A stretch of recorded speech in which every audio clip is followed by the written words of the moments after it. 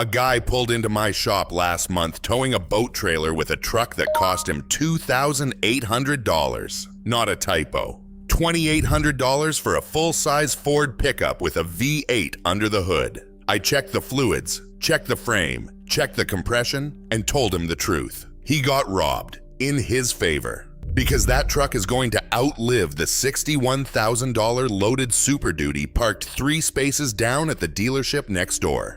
Today I'm counting down 3 Ford trucks that everybody overlooks, that dealers can't give away, and that mechanics like me quietly buy for our own driveways. I'm going deepest on number 1, because it's the truck I recommend more than any other when someone tells me they just need something that works. Let's get into it. Number 3. The Ford Ranger with the 4.0-liter SOHC V6, built from 1998 to 2011. Compact trucks got steamrolled by the SUV boom, and then steamrolled again when Ford killed the Ranger in the US for almost a decade. That left a huge glut of these things sitting on used lots with nobody bidding on them, priced like they're an embarrassment instead of what they actually are, which is one of the toughest small trucks Ford ever built. A landscaper I've worked with for years runs 3 of these on his crew, all bought for under $4 grand each. All past 190,000 miles, and none of them have seen anything more serious than a water pump and an alternator. That is not luck. That is the 4.0-liter single overhead cam V6, doing exactly what it was engineered to do. This engine is a descendant of the same 4.0-liter family that powered the Explorer for over a decade. And Ford spent that decade working out the kinks before dropping the SOHC version into the Ranger in 1998. It makes a modest 160 horsepower, which nobody is impressed by on paper. But horsepower was never the point. The point is a cast iron block, a timing chain instead of a belt so there's no $600 surprise waiting at 100,000 miles, and a bottom end that was overbuilt for a truck this size, because Ford knew fleet buyers and contractors would run these into the ground. They were right. It's common to see these Rangers cross 250,000 miles on the original engine with nothing but oil changes and basic tune-ups. There is one issue you need to know about before you buy, and it's the exhaust manifold. The factory bolts on the 4.0 SOHC have a well-documented habit of snapping, which lets the manifold work loose and creates a ticking or popping sound under acceleration. It sounds alarming. It is not. It's a $200 to $400 fix, depending on whether the shop has to drill out broken studs, and it does not affect the health of the engine itself. If you're shopping for one and you hear that tick, don't walk away. Just budget for it and use it as a bargaining chip. Pricing on these right now is almost comical. A 2003 to 2008 Ranger XLT with the 4.0 and under 150,000 miles is going for $4,000 to $6,500, depending on your region and whether it's 2-wheel or 4-wheel drive. Compare that to a same-era Toyota Tacoma with a comparable 4-cylinder, which routinely sells for double that because of Toyota's badge premium, even though the Tacoma's own 2.7-liter 4 has its own well-known head gasket concerns in certain years. The Ranger doesn't have Toyota's reputation, but mechanically it doesn't need to apologize to anybody. When you're inspecting one, check for that exhaust manifold tick I mentioned. Look underneath for frame rust, if the truck spent time in a salt state, and check the automatic transmission fluid if it has one, since the 5R55E transmission in these trucks likes fresh fluid and doesn't forgive years of neglect. Stick with 2001 and later for a slightly stronger transmission calibration. And if you can find a 5-speed manual version, grab it, because there's almost nothing left to break. Who should buy this truck? Anyone who wants a simple, cheap, small pickup for hauling mulch, towing a light trailer, or just having a truck around without a truck payment. This is not a highway cruiser and it's not going to win any comfort awards, but as a tool, it's one of the best values sitting on lots right now. Number 2. The Ford F-150 with the 4.6-liter 2-valve Triton 5.8 from the 9th generation, built between 1997 and 2003.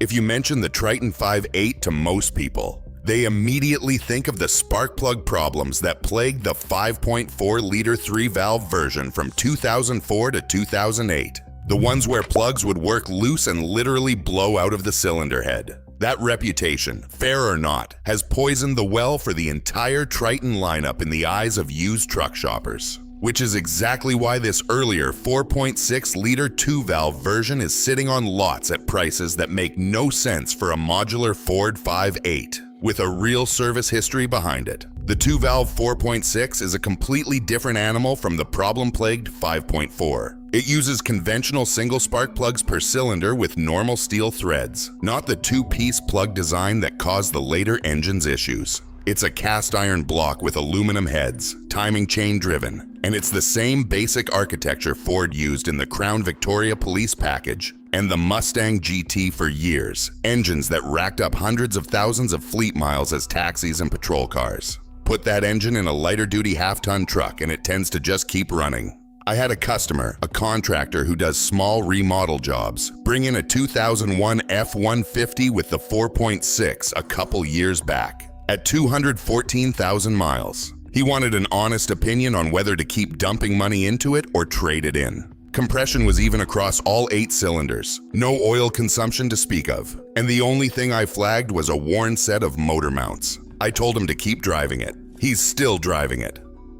The one real weak point on this generation is the plastic intake manifold, which on some years can develop a coolant leak at the seams as the plastic ages and the gaskets harden. It's a known issue across a lot of late 90s and early 2000s Fords with plastic intakes, not unique to this truck. And the fix runs somewhere between $300 and $500, depending on labor rates in your area.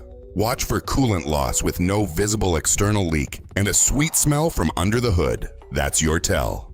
Prices on a clean F-150 from 1999 to 2003 with the 4.6 and reasonable miles are running from $4,500 to $7,000 right now. Sometimes less if it's a regular cab work truck without much equipment. A comparable Chevy Silverado from the same era with the 5.3 Vortec, an engine I've praised on this channel before, typically commands a few $1,000s more, simply because the internet decided the LS-based small block is untouchable. The Ford's engine is not chasing that reputation, but it's earned one of its own among people who actually work on them. When you're shopping, check for that intake manifold coolant leak. Inspect the frame for rust the same way you would on any truck this age. And pay attention to the 4-speed automatic transmission, since the 4R70W behind this engine is a solid unit but does want regular fluid changes to hit 6 figures without drama.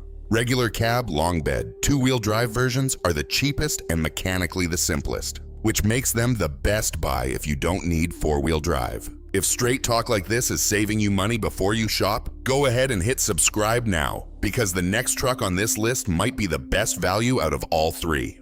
Who should buy this one? Anyone who wants a genuine full-size half-ton with real towing and payload capacity, wants a V8 that isn't going to eject a spark plug on the highway, and doesn't mind a truck that looks its age in exchange for a price that looks like a mistake.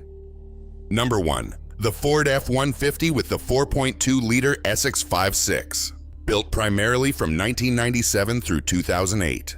This is the truck that makes me shake my head every time I see one priced under $3,000, because I know exactly what's sitting under that hood, and it isn't the underpowered afterthought most buyers assume it is. The 4.2-liter Essex 5.6 gets dismissed instantly by shoppers who see 6 cylinders on a full-size truck and assume it's going to struggle. What they don't know is that this engine is a pushrod, overhead valve design, with roots going back to Ford's proven V6 architecture from the 1980s, refined over nearly 2 decades of production. It's about as far from experimental as an engine gets. No overhead cams to worry about, no complicated variable valve timing. Just 2 valves per cylinder and a design so straightforward that most independent shops can service the whole thing with basic tools. A mail carrier I know personally has run one of these as a personal truck for almost 15 years, bought used with 60,000 miles on it, and he's now sitting north of 240,000 with nothing beyond routine maintenance and 1 water pump. He tows a small utility trailer to the dump a couple times a month, and the truck has never once left him stranded. That's not a fluke story I'm telling you to sell you on something. That's what this engine does when you leave it alone and change the oil. Because it's rated at only 202 horsepower in most model years, resale shoppers pass right over it looking for a V8. which is exactly why you can find these trucks for less money than a comparable Ranger with far more truck around you, more bed length, more cab room, and a heavier duty frame if you get one of the higher trim work packages.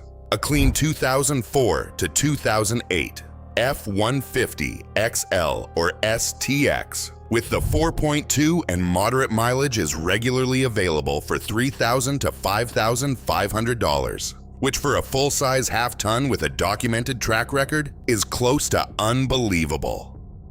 There isn't a laundry list of known failures on this engine the way there is with some of Ford's more complicated designs from the same era. The main things to watch for are generic to any truck this age: ignition coil packs that eventually weaken and can cause a rough idle or misfire, an easy and cheap fix at $40 to $60 per coil, and the automatic transmission fluid condition. Since like the 4.6, it's often paired with the 4R70Ws and wants fresh fluid on a regular interval. Check for a rough idle at a stoplight, listen for any knocking on cold start, and pull the transmission dipstick to check color and smell before you buy. Inspect the frame the same way you would on any of these trucks, especially if it spent time up north. And look at the front end bushings and ball joints, since work trucks in this price range often did hard labor before you got to them. If the seller has service records showing regular oil changes, that alone tells you more about the truck's future than the mileage on the odometer does. Who should buy this truck? Honestly, almost anyone who needs a full-size pickup and doesn't need to tow anything heavier than a light trailer or haul more than routine loads. Contractors running light material, anyone who wants a truck around the house without a truck-sized payment, and buyers who understand that a V6 with 2 decades of proven durability behind it is worth more than a flashier V8 with a shorter track record. Who should skip it? If you're regularly towing a heavy camper or hauling a full truck bed of gravel every week, step up to the 4.6 or 5.4 V8 versions, because the Essex will do the job, but it'll work for it. So there you have it, 3 Ford trucks that the market has completely written off while mechanics quietly buy them up. The Ranger with the 4.0 SOHC, a small truck built like it was meant to outlive its owner. The F-150 with the 2-valve 4.6, a Triton 5.8 that never earned the bad reputation its bigger sibling deserved. And the F-150 with the 4.2 Essex 5.6, the truck that proves horsepower numbers on a window sticker don't tell you anything about how long an engine is going to last. You now know 3 trucks you can buy for the price of a used motorcycle that will still be running long after the trucks people actually fight over at the dealership are sitting in a junkyard. Next time you're scrolling listings and you skip past one of these because it looks old or underpowered, remember what's actually under the hood. If this kind of straight talk is helping you shop smarter, hit subscribe. I've got more videos coming on the engines dealerships hope you never learn about. Drive safe, take care of your truck, and it'll take care of you. I'll see you in the next one.